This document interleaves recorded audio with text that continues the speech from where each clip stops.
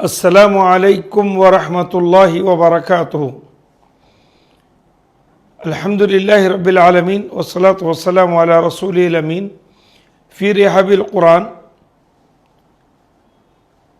لسان عربی مبین کے اعجاز لغوی اور جمال قرآن کے ساتھ میں آج سورہ مائدہ کی آیت نمبر 6 اعوذ باللہ من الشیطان الرجیم یا ایہا الذین آمنوا اذا قمتم الى الصلاة فاغسلوا وجوہکم وایدیکم الى المرافق وامسحوا برؤوسکم وارجلکم الى الکعبین۔ اس پر آج میں نحوی لحاظ سے نظر ڈالنا چاہتا ہوں اور طلباء نحو اور صرف کو اس طرف متوجہ کرنا چاہتا ہوں، اہل علم کو، کہ اس کو گرامر کے لحاظ سے ہم کیسے سمجھتے ہیں۔ اے مومنو، جب تم نماز کے لیے کھڑو تو اپنے چہروں کو دھو اور اپنے ہاتھوں کو کوہنیوں تک اور سر کا مسح کرو اور اپنے پیروں کو ٹخنوں تک دھو۔ یہ اس آیت کا ترجمہ ہے۔ یہاں پر وَأَرْجُلَكُمْ کہا گیا ہے۔ ارجلکم کا مطلب یہ ہے کہ یہاں پر ترتیب میں اگر برؤوسکم کے بعد یہاں پر جو واو عطف کا آیا ہے، یہ واو کا عطف اس پر نہیں ہے بلکہ وَأَيْدِيكُمْ یہاں پر اس کا عطف ہے۔ ایسا کیوں ہے؟ اس لیے کہ یہاں پر وضو کی ترتیب مقصود ہے۔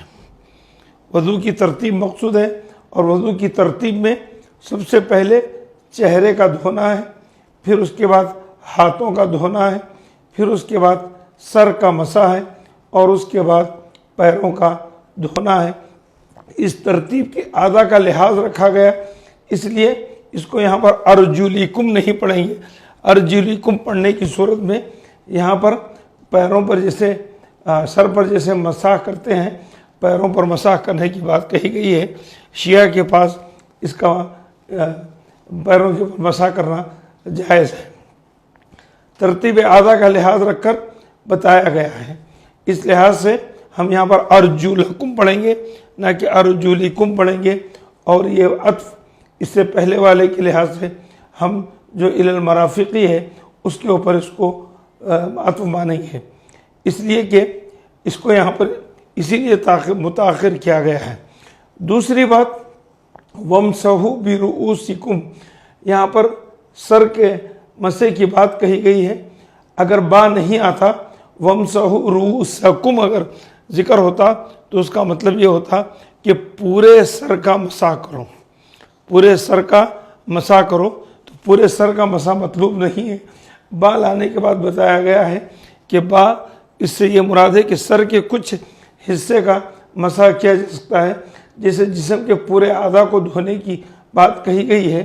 یہاں پر سر کے مسح کے لیے وہ شرط نہیں ہے بلکہ سر کا بعض حصہ مسح سے متعلق ہے، یہاں پر اس کا ذکر کیا گیا ہے۔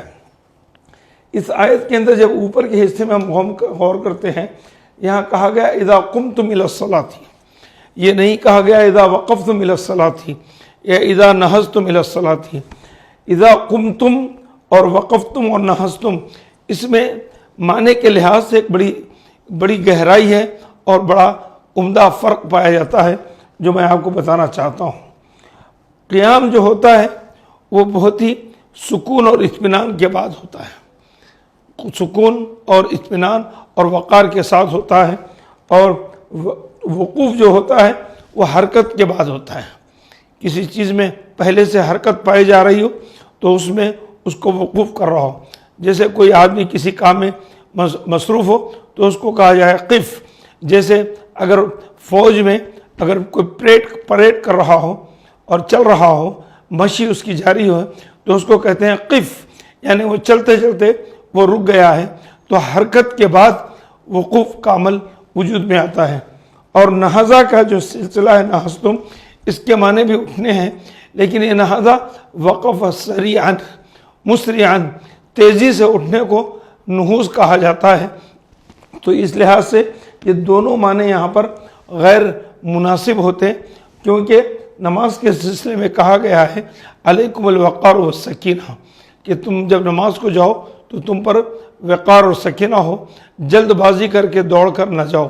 یہاں پر مصر کے ایک مشہور ڈاکٹر ہیں، ڈاکٹر حسام موافی، ان کی تحقیق ہے، ان کی تحقیق کے مطابق کہ جو شخص نماز کے لیے دوڑ کر جاتا ہے، بھاگ کر جاتا ہے، عجلت میں جاتا ہے، تو ایسے شخص کے ساتھ اگر ایسی حالت میں وہ سجدے میں جائے گا تو اس کے دماغ پر حملہ ہو سکتا ہے اور کوئی اس کا بڑا حادثہ اس کے ساتھ پیش آ سکتا ہے۔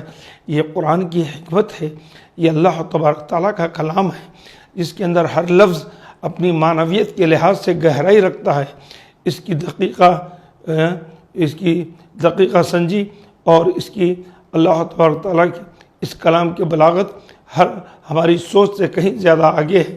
تو اس کے اندر جتنا بھی ہم اس کا مطالعہ کریں گے، غور و فکر کریں گے، اتنی ہی زیادہ انکشافات ہمیں اس میں دکھائی دیں گے۔ جزاکم اللہ خیر۔ السلام علیکم ورحمۃ اللہ وبرکاتہ۔